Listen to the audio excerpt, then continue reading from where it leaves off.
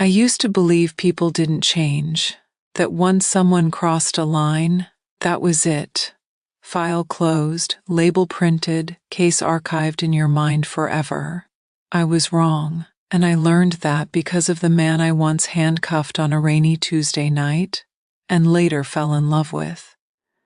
I remember the smell first: gasoline, wet asphalt, fear. We had a tip about a convenience store robbery gone wrong. Shots fired, no casualties, but the clerk was shaken, and the suspect ran. I found him behind a closed auto shop, sitting on the curb like a kid who'd just lost a fight with the world. No mask, no weapon in his hands, just blood on his sleeve that wasn't his. "Hands where I can see them," I said. He didn't argue, didn't run, just looked at me like he was already tired of being alive. His name was Ethan Cole, 23, prior charges, petty theft, one assault at 17. He kept saying the same thing in the back of my patrol car. "I didn't mean for it to happen like that." They all say that. I testified at his hearing. He got 5 years. I didn't think about him again. Or at least, I told myself I didn't. The first time I saw him again, I didn't recognize him. I was off-duty, greasy diner, night shift blues still on me. My kind of place. The mechanic under the hood of my car looked up when I complained about the engine noise, and then I saw his eyes. Same tired eyes, just calmer. "Officer," he said quietly. I froze. "Ethan, out early for good behavior. Working at his uncle's garage, no record since release. He didn't ask for forgiveness, didn't try to charm me, just fixed my car and said, 'You don't owe me conversation.'" That bothered me more than anger would have. I went back a week later. Not because of the car. I told myself I wanted to check if he was really staying clean. That's what good cops do, right? He offered me coffee from a stained thermos. We talked about nothing at first: weather, engines, the bad coffee. Then he said, "You were the only one who looked at me like I still had a choice." I almost laughed. "I arrested you." "Yeah," he said, "but you didn't treat me like trash while doing it." I didn't know what to do with that. One evening, months later, he told me what really happened during the robbery. He hadn't planned it. He was the driver. His friend Marcus went inside. Marcus had a gun Ethan didn't know about. When the gun went off, Ethan panicked and drove. Marcus disappeared. Ethan got caught. "I never told on him," Ethan said. "Figured prison was my price for being stupid enough to get in the car." "Why tell me now?" I asked. "Because you deserve to know who you had faith in." Faith. I hadn't realized I'd given him any. The night I knew I was in trouble, we were sitting on the hood of my car behind the garage. He was talking about taking night classes, becoming a certified mechanic, and I was watching his hands move while he talked. Hands that once held a steering wheel during a felony. Hands that now fixed engines for single moms who couldn't afford dealership prices. I went home and stared at my badge for a long time. Cops don't fall for ex-cons, not if they want careers, not if they want respect, definitely not if they were the arresting officer. Internal affairs didn't like coincidences. A fellow officer saw us talking. Then again. I got called in. Professional boundary concerns. That's the polite term. They said if I kept associating, it could affect my future promotions. I told Ethan we needed space. He nodded. Didn't fight it. That hurt more than if he had. 3 weeks later, there was a shooting at a warehouse on the east side. Gang-related. One name from the scene made my stomach drop. Marcus Hale, the same Marcus from the robbery, and Ethan's name was in Marcus's phone records. Recent calls. I felt sick. Had I been fooled? Was the reformed mechanic just better at hiding it now? I was assigned to bring him in for questioning. When I put the cuffs on him again, our eyes met, And he didn't look angry, just disappointed. I was trying to stop him, he said. I didn't know what to believe. Security footage from a nearby building came in 2 days later. Marcus had shown up at Ethan's garage that night, aggressive, armed. Ethan tried to push him away. They fought. Marcus left furious. An hour later, the warehouse shooting. Ethan had called Marcus to tell him to turn himself in. That was the last call. He hadn't gone back to crime. He'd tried to prevent it, and I had put him in cuffs again. After he was cleared, I went to his garage, didn't wear my uniform, didn't bring my badge. I was scared, I told him. Scared of being wrong about you. He gave a small smile. I was scared of being right about myself. That's when I kissed him, not like in movies, messy, tearful, human. Here's the part I don't tell many people. The blood on his sleeve the night I arrested him? It belonged to the store clerk. Marcus had hit the man after the shot. Ethan stayed behind for 10 seconds, just long enough to press a towel to the wound before running. If he had left immediately, there would have been no blood, no evidence tying him inside. He could have walked free, but he stopped to help. And that's the man I fell in love with. Not the suspect, not the ex-con. The man who, even at his worst moment, chose not to let someone bleed alone. People ask me if I regret it, falling for him, risking my reputation, choosing the man I once put in prison. No, because every day I put on this badge, I'm supposed to believe people can be better than their worst mistake. I just never thought I'd fall in love with proof. And sometimes, when he brings me coffee in that same old thermos, I still see the boy on the curb in the rain. Only now he's finally going somewhere. I thought the hardest part was putting the cuffs on him the second time. I was wrong. The hardest part was what came after, when loving him stopped being a secret in my heart and started being a problem on paper.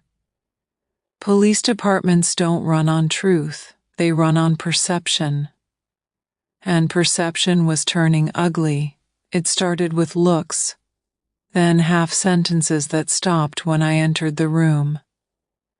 Guess some people have interesting taste. Must be nice to believe in fairy tales. Nobody said his name. They didn't have to. A patrol partner I'd worked with for 3 years finally asked me straight, "You're really with him? The guy you locked up?" "Yes." He shook his head slowly. "That's gonna cost you."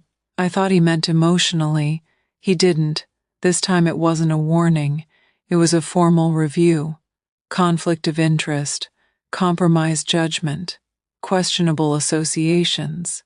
They went through my cases from the last year, like they were digging for dirt in a graveyard. Officer Reyes, the investigator, said, "How can you guarantee your personal relationship doesn't influence your professional discretion?" I wanted to say, "Because I arrest people based on evidence, not feelings." Instead I said, "I follow procedure." They wrote something down like that was disappointing. My captain called me in a week later. Door closed, tone soft. "That transfer you applied for last year? Detective track?" I nodded. "It's not happening right now, right now." The 2 most dangerous words in a career. Off the record, he added, "Distance yourself from him, this blows over in 6 months." There it was, a deal. Love or the badge. I didn't tell Ethan at first. I thought I could protect him from it. But he noticed. I pulled away, shorter visits, forced smiles. One night he finally said, "Talk to me. I did my time. Don't make me guess my crime again." So I told him everything, the review, the stalled promotion, the whispers. He listened quietly, then said the words I was terrified of hearing. "Maybe they're right. I felt like he'd hit me. You think I shouldn't be with you? I think I don't want to be the reason your life shrinks. We tried to take space. It lasted 9 days. 9 days of pretending I wasn't checking my phone. 9 nights of staring at the ceiling instead of sleeping. On the 10th night, I ended up outside his garage at 1 a.m. Lights still on. He opened the door like he knew it would be me. You don't get to decide what I can handle, I told him. That's my choice. He stepped closer, voice breaking a little. I'm scared one day you'll wake up and resent me. I'm scared of a lot of things, I said. Losing you is worse. Just when things started to feel steady again, Marcus's older brother got out of prison, and he blamed Ethan. Word on the street was simple. Marcus died because Ethan turned soft and tried to push him out of the life, which meant Ethan was now a traitor in the eyes of men who didn't believe in second chances. I found out through a gang intel briefing. They didn't know Ethan was my Ethan. I kept my face still while my stomach turned to ice. The first warning wasn't subtle. Ethan's garage windows were smashed one night. Nothing stolen. Just a message. Spray paint on the wall. You can't wash blood off. He tried to play it down. I've dealt with worse. But I saw the way he checked the street twice before locking up. I requested patrol drive-bys in the area. Didn't say why. One evening I ran a name through the system I had no official reason to run. Marcus's brother. Recent address. Known associates. Vehicles. I told myself it was precaution. That's how it starts. Good intentions, bad boundaries.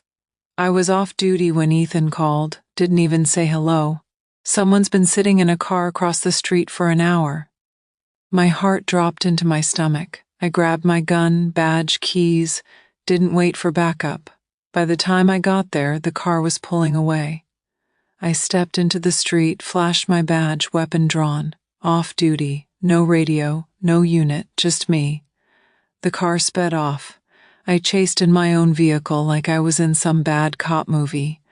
It ended 3 blocks later when a patrol unit intercepted. Driver, Marcus's brother. Trunk, illegal firearm. I should have reported I was involved from the start. I didn't. I said I just happened to be nearby. Body cam from the patrol officer caught me calling Ethan by name. Internal Affairs didn't miss that. This time, the meeting wasn't polite. Did your personal relationship influence your response? Yes, silence. At least you're honest, the investigator said. Didn't sound like a compliment. 2 weeks later, I was suspended without pay pending review. Badge and gun turned in. Walking out of that building felt like losing part of my identity. Ethan was waiting in the parking lot. I told him before he could ask. He looked wrecked. This is my fault. No, I said. This is the cost of loving someone in a world that doesn't believe people change. During the investigation, they pulled old case files connected to Marcus, including the original robbery. New forensic tech had reprocessed evidence from years ago. Fingerprints on the gun, not Ethan's, Marcus's, which proved Ethan had told the truth from the beginning. He never touched it. The prosecutor's office quietly amended the record.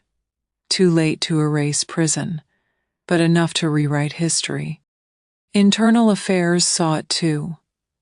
The man I'd risked everything for had been more innocent than the system ever admitted. They offered me reinstatement, with a note in my file, no detective track for the foreseeable future.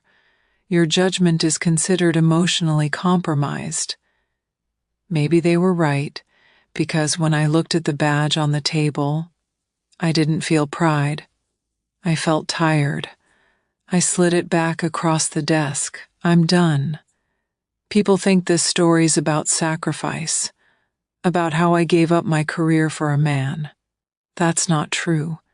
I gave up a system that couldn't tell the difference between weakness and compassion. Ethan runs his own garage now. I teach self-defense classes and work with at-risk teens, kids one bad night away from becoming someone's case file. Sometimes they ask how I met my husband. I smile and say, I arrested him, and when he brings me coffee in that same dented thermos. We both know the world saw a criminal and a cop, but we saw two people trying to become better than their worst moment. And somehow, that was enough. People imagine quitting the force feels like freedom. It doesn't. It feels like silence where noise used to be. No radio crackle, no dispatch voice at 2 a.m., no weight of a gun on my hip reminding me I'm responsible for more than myself. Just mornings that start too quietly. Ethan tried to make it gentle. Coffee already brewed, music low in the kitchen. His way of saying you're still needed somewhere. I started teaching self-defense at a community center 3 days a week. Teen girls mostly. Some loud, some shut down, some already carrying more fear than adults should. I told myself this was enough, but some nights I still woke up reaching for a badge that wasn't there. And on those nights Ethan would pull me close and whisper, "You saved people long before you wore metal." I wanted to believe him. It started small, too small, a car parked across from our house 2 nights in a row. Not illegal, not obvious, just still. Ethan noticed before I did. Probably nothing, he said, but he checked the locks twice that night. The next week, someone called the garage asking for him by his full name, the one only court documents used, hung up when he asked who was calling. Then my class schedule got emailed to me from an unknown address, no message, just the schedule. That's when my stomach went cold, because that information wasn't public. I went back somewhere I swore I wouldn't. The precinct, not inside. I still had friends who'd talk. A former partner agreed to meet me behind a coffee shop like we were in a spy movie. I told him what was happening. He went quiet in that way cops do when dots are connecting. "Remember Daniel Voss?" he asked. I did. Domestic violence call 3 years back. Wealthy family. Political connections. Charges didn't stick. His wife vanished from the complaint 2 days later, but I remembered his eyes when I put him in the back of my cruiser. Not angry, patient, like this wasn't over. He's out of the country most of the time, my friend said. But he flew back last month. And he's been asking about you. I didn't tell Ethan right away. I watched instead. Every car that slowed near the house, every unknown number. I hated that feeling, not fear for me, fear for him. One night I found him sitting at the kitchen table in the dark. "You're doing it again," he said softly. "Doing what?" "Trying to carry it alone." So I told him about Voss, about the call, the look, the way some men don't need to shout to be dangerous. Ethan didn't puff up, didn't act tough.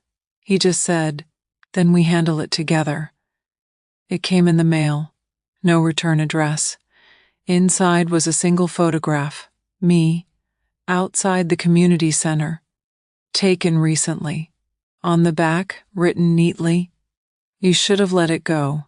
Ethan read it twice, then a third time like maybe the words would change. "This is about you," he said. "No," I replied. "This is about control. Men like him don't forget being told no, especially not by a woman with a badge." I didn't have the badge anymore, but he didn't know that yet. Voss finally did something useful. He underestimated Ethan. One evening, a man in a suit came into the garage asking strange questions. How long Ethan had lived here, when I came by, our routines. Ethan played dumb, but he got the license plate. My old partner ran it, registered to a private security firm Voss owned. That was the first solid link, the first proof this wasn't paranoia, it was stalking. I hadn't felt that switch flip in a long time. The calm, the focus, the part of me that used to walk into dark buildings without shaking. I documented everything. Times, cars, calls, photos, built a case the way I used to. Only this time I was the one being watched. Ethan worried, not about himself, about what this was waking up in me. "You don't have to do this alone," he said. "I know," I told him, "but some battles feel personal in your bones." He approached me in daylight. Public park, families everywhere. That's how men like him operate. Smile polished, voice smooth. "You look different without the uniform," he said. "You look the same," I replied. Still hiding behind money, he tilted his head. "You ruined a very delicate situation for me." "You mean I tried to protect your wife? You embarrassed me." There it was. Not anger. Ego. "I just wanted you to know," he continued softly. "You can't interfere in people's lives without consequences." I stepped closer. "You picked the wrong woman to threaten." For the first time, his smile cracked. Because I wasn't scared, I was documenting. And a woman nearby was filming on her phone. The restraining order went through faster than I expected. Turns out, rich men hate bad publicity more than courtrooms. But the real moment was that night at home. I was shaking after the adrenaline wore off. Ethan wrapped his arms around me and said, "You spent years protecting strangers. Let me protect you now." I cried harder than I had in years, not from fear, from relief. I used to think strength meant standing alone in the dark. Now I know it can mean letting someone hold the flashlight with you. The past doesn't knock, it walks in like it owns the place. But this time, I wasn't a cop. I wasn't alone. And the man I once arrested was the one standing between me and the ghosts. I thought I had left that life behind. The late-night phone calls, the voice on the other end that means something has gone wrong in the world.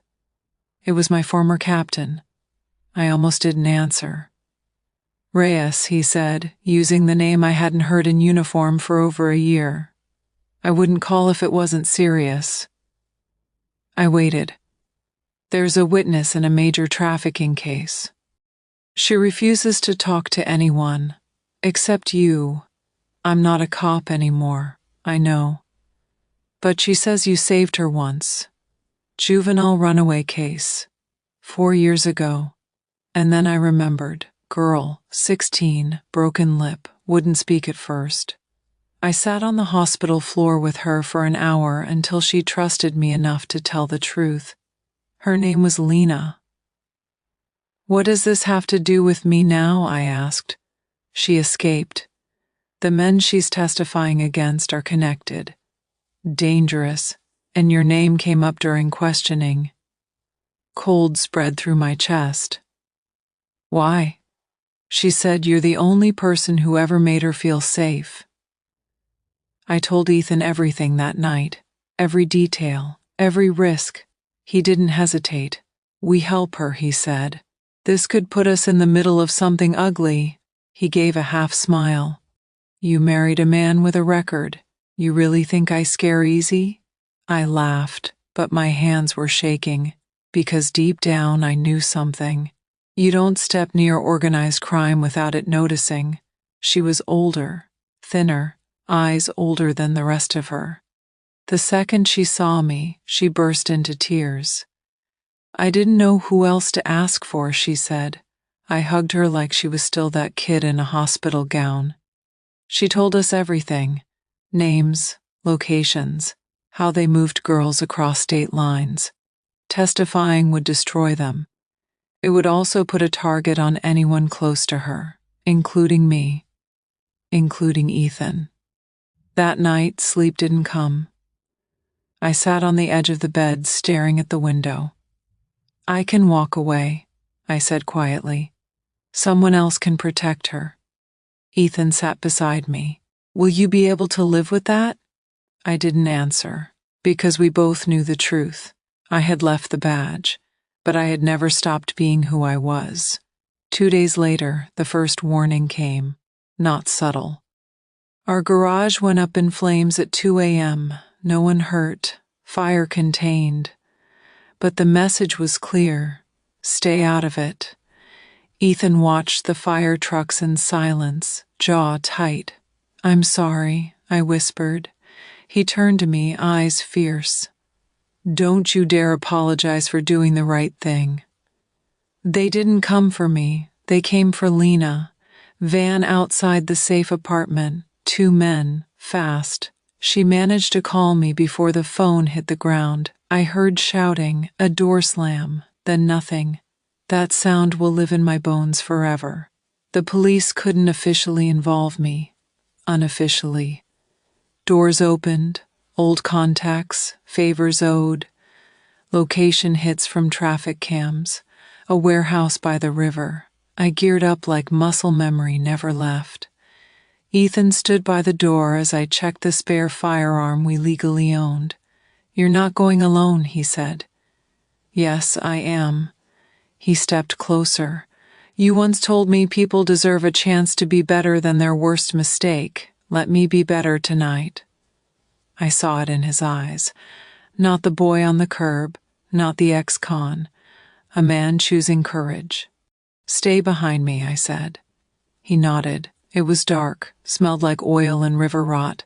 We moved quiet, voices ahead, Lena tied to a chair, one guard. I didn't hesitate. Years away from the force didn't erase training. Fast, precise, controlled.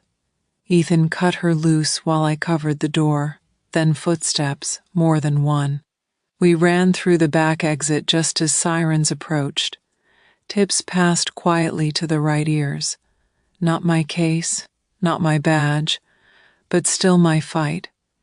Later, sitting on the curb outside the safe house, Lena wrapped in a blanket, Ethan's hand in mine. I realized something. I thought leaving the force meant leaving danger. But danger isn't tied to a job. It's tied to caring, and I will always care too much to look away. Ethan squeezed my hand. You didn't lose who you were, he said. You just chose who you fight for. Months later, Lena testified, the network collapsed. Trials, sentences, headlines. No one mentioned me, and that was fine. One evening, Ethan and I stood outside our rebuilt garage, watching the sunset bleed gold across the sky. You ever miss it? He asked. The badge? I thought about it. Then I looked at him. At the life we built from mistakes, second chances, and stubborn hope. I didn't stop being a protector, I said. I just stopped asking permission. He smiled and handed me a dented thermos. Still the same one, still terrible coffee. And as I stood there, safe but not soft, loved but still strong, I realized something I wish I'd known the night I first put cuffs on him. Some people come into your life as a case file, and stay as your partner in every fight that matters.